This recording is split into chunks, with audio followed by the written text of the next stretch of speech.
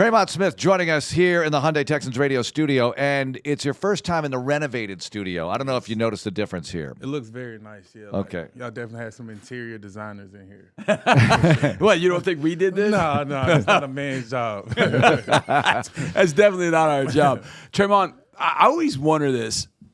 How's the body feel the day after a game? 24 hours after a game is done, how's your body feel? It hurts a little bit. You know, you have bruises and nicks that you didn't know you had. Yeah. I wake up limping out of bed, so it's all worth it though. You know, to play the game that I love. But yeah, you definitely wake up and with some bruises you didn't know you had. Yeah.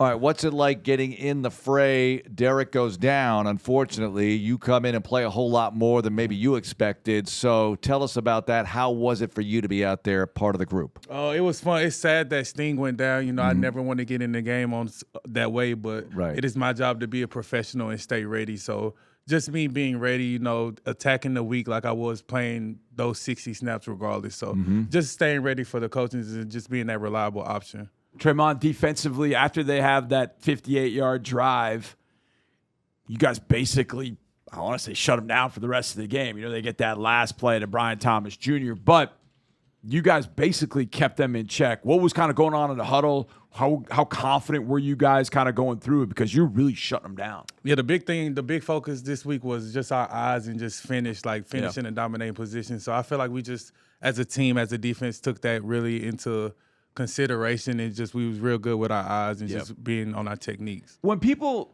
hear that about eye discipline, they're like, well, it's easy. You just watch this. You just do this. And it isn't that easy because you've got some quarterbacks that are magicians with the ball, and so you can get kind of locked in on it. How tough is that to really maintain your eye discipline? It's very tough because the receivers will even go in and like try fake crack the linebacker or the safety. So, and even if we get our eyes in the backfield for that split second, you know, these are NFL caliber players and fast, everybody big, fast, and strong. So that half a second, you look at the quarterback and look back to your receiver, he's 5 yards away from me, and that can be the difference between the completion. So it's like it sounds easy, but it's also easy to get your eyes lost somewhere else. So it's as easy as it is, it's just as hard. Yep. Tremon, so far the performance has been really good. Through 3 games, low point totals for the opponents. I know it's not perfect. It's not exactly what you want. Some big plays. You want to cut down on whatever. The offense is struggling a bit here. How is that between offense and defense? You guys like to stick together. How important is that? What can you tell us about that? We know we're still all a team. At the end of the day, we're putting on these Houston Texans jersey as a whole, as a 53-man. So we just got to figure out a way to win. You know, we can't go pointing the fingers because then we separate as a team. Now we divided offense, defense, special teams. So we just all watch the film very critically, and we just try to find a way to win, even if it's, you know, the defense getting more turnovers or we scoring on special teams to help the offense out. So it just plays a part of the whole team.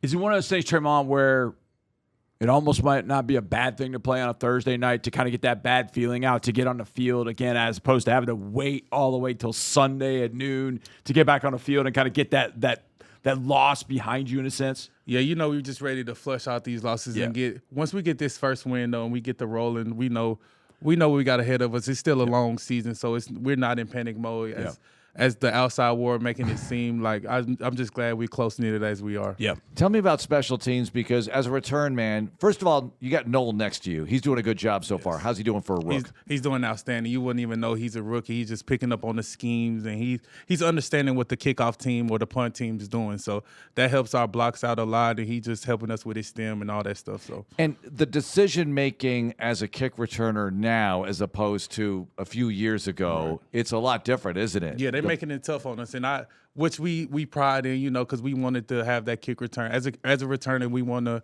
have that in play instead of everybody just kicking it out of bounds. So it's more on our plate, but it's stuff we can handle. Definitely the returners we have here in Houston. How wild are the footballs that you're seeing that are coming towards you on kickoff? Because the Rams, that dude was kicking. When you saw him from the end zone, that dude was kicking them like they were all over the place. They were knuckleballs. Literally, that's exactly what I was going to say. Yeah. I was finna use the phrase baseball knuckleball. It'll be that knuckleball pitch. That's what they're coming out at. So, like, even if you get a good jump on it, it just freezes in the air, so you don't know if it's still carrying. In Jacksonville last week, I mean, you know, the wind was a factor. So it's just hard, but we got to just keep practicing, pre-practice and post-practice on the balls. Did you play baseball growing up? I did, actually. Does that help you back there? Yes, it does. You know, I got a good read on the ball, but I also let that one go in the end zone. So I could have been better, you know, just been more ready before the kick. But that's things we're going to work on pre and post practice. Yep. Practice for you, just daily practice, has to be very elaborate because special teams is such a big part of it. Plus, you got to be ready to go in as corner in the game. So what is it like for you? It's a lot of running, you know, but they do a great job of taking care of us throughout the week, you know, just not running us in the ground. But it's definitely a lot of running, and, you know, we're real big on practice here. So it's getting real good quality reps at a high speed and just, you know, trying not to mess up. So you're with the corners. We saw Steven Adegoke, though, with the safeties, put on a full uniform, and the guys were hitting him. Did you ask Dino Vasso to put on a uniform so you could hit him? No, I asked him to cover somebody before he have to hit somebody. So I'd like to see him guard one of the receivers. Maybe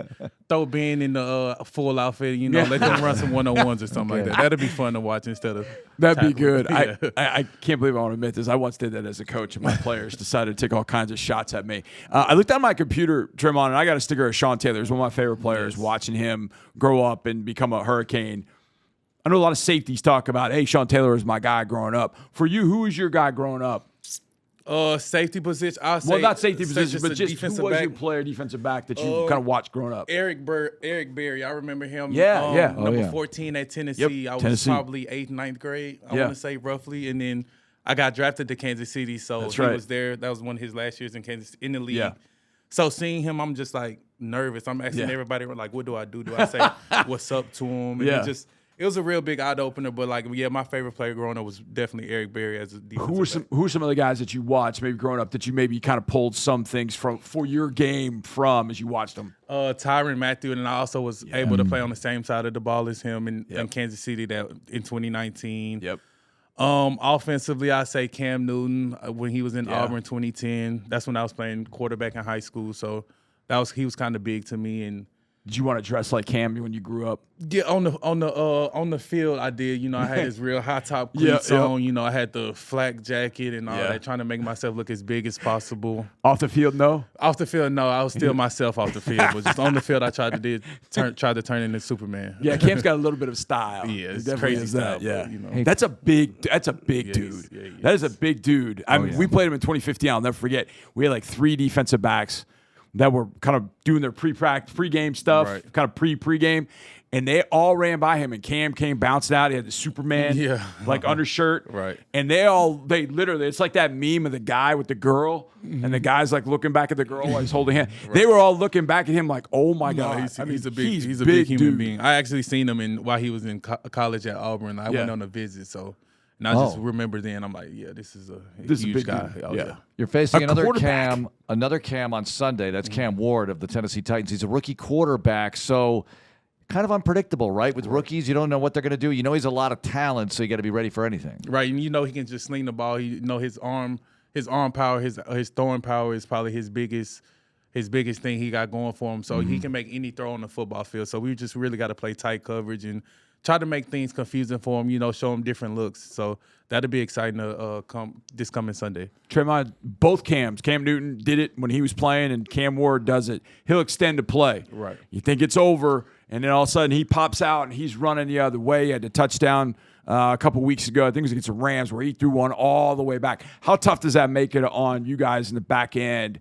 Like, you know that guy can keep a play alive. How tough is that for you guys in the back end? That goes back to what we was talking about, the eyes. You know, it's easy to guard the first route, but that second route would be the hardest because they can run anything. You know, they can go towards the end zone. They can come back to the quarterback across the field. So that's when our eyes play another part. So we just got to be real good with our eyes. Yep. All right, I wanted to ask you this, and I know we must have talked about this when you were here last time, your last time with the Texans, but the Central Arkansas field with is it purple and gray? Purple and gray, yes, sir. How weird was that to play on that field? It was weird, and I kind of want to say it was an advantage because I can't say that was the best turf I ever played on, and it being not the best turf you ever played on in purple and gray. Yeah. And us being used to it, I feel like it helped us out a lot, but it was kind of different. You know, it kind of caught my eye to help me sign the Central Arkansas as well, so it has its pros and cons. I see. Sure. Makes it a unique environment. Okay, very I want to be here. Yeah. All right, very cool. Very cool. All right, thanks a lot for joining us, Tremon. Yes, Good sir. luck. Thanks for having me. Thank y'all.